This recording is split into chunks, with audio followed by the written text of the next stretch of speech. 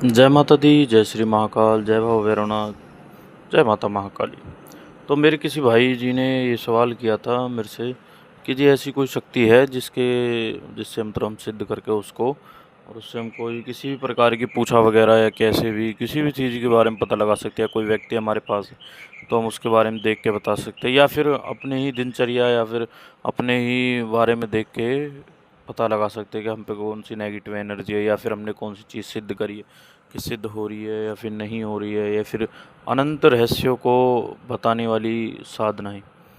तो देखिए, शुरुआत से ही मैं आपको बता देता हूँ कि वे 5 चीज़ें ऐसी हैं जो इन चीज़ों के बारे में बताती हैं, जो कान में आकर आपको बताती हैं।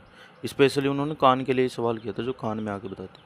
तो वो 5 चीज़ें ही ऐसी हैं। एक कर्ण मातंगी, मसान, और एक बालाजी का एक वीर होता है, जो हनुमान जी का एक वीर होता है वो।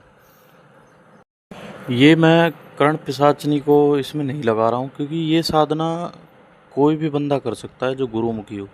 कर्ण पिशाचनी एक अलग चीज़ हो जाती है जो कि बंदे को हानि भी पहुंचा सकती है। तो इसलिए मैं इसमें कर्ण पिशाचनी की साधना के लिए नहीं बता रहा हूँ। ये तीन चार शक्तियाँ हैं जो ऐसा काम करती हैं, कान में आके बता देती हैं। तो इसकी भी शक्ति माँ कर्ण मातंगी की, जो मैं आपको ये साधना बताने जा रहा हूँ, इनकी साधना 21 दिन की है और इसमें प्रत्यक्षीकरण भी हो सकता है। मैं पक्का नहीं कह रहा हूँ, हो सकता है प्रत्यक्षीकरण, परंतु कान में बताने वाली शक्ति ये आपको ज़रूर प्रदान कर देंगे। मैं ये नहीं कह रहा यहाँ पे कि माता ही आपको कान में आके बताएंगी, नहीं, ऐसा कुछ नहीं है।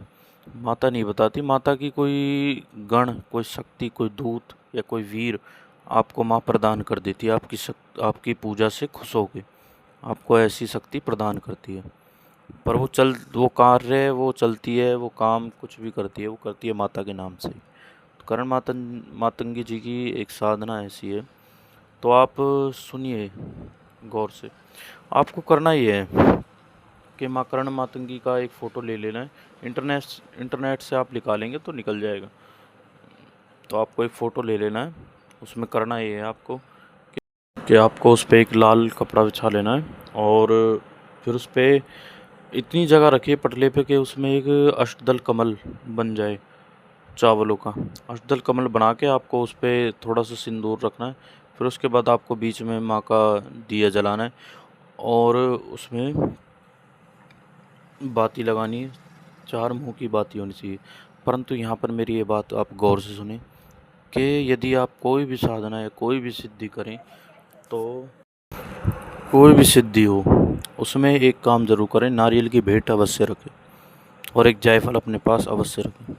तो आपको करना ये है कि आपको उस मंत्र का जाप करना है 21 दिन तक। आपको करना है 5 माला सुबह, 5 माला शाम।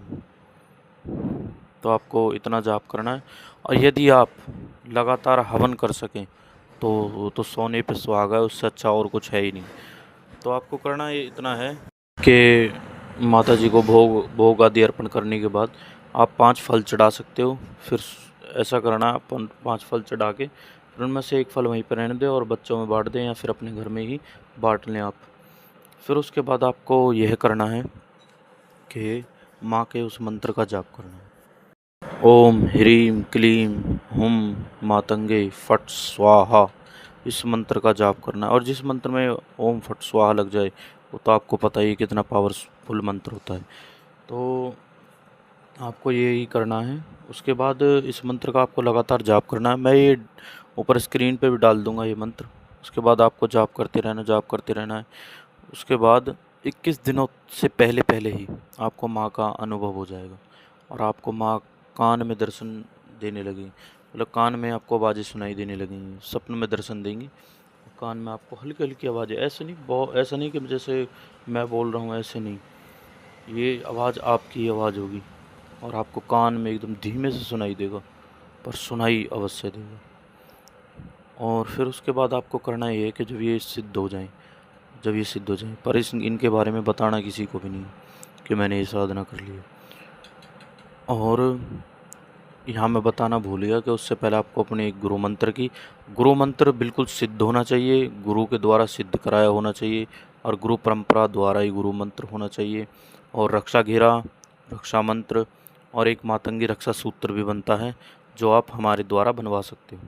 परंतु इस साधना को आप गुरु के बिना ना करें, गुरु के सामर्थ्य में रहकर करें। उसके बाद आपको ये साधना सिद्ध होने के बाद आपको करना है, आपको 21 कन्याओं को भोग लगवा देना है और माँ काली के मंदिर में प्रसाद चढ़ा देना है, माँ नवदुर्गा को प्रसाद चढ़ाना है और किन्हीं भी ब्राह्मणों को भोजन करवा देना और कन्याओं को अवश्य भोजन कराएं। शिव मंदिर में प्रसाद अवश्य चढ़ाएं। ये जितने भी काम है आपको करने ज़रूर है, क्योंकि कुछ ऐसी चीज़ें हो जाती हैं हम पे, साधनाओं में गलतियां हो जाती हैं, उनको ये सही कर देते हैं ये उपाय। तो आपको इतना करना है। बाकी आपको आशा करता हूँ मेरे द्वारा दी गई जानकारी से आप संतुष्ट होंगे और माता रानी आपका कल्याण करे, आपका कार्य शुभ हो, आपको महामाई कृपा प्रदान करे।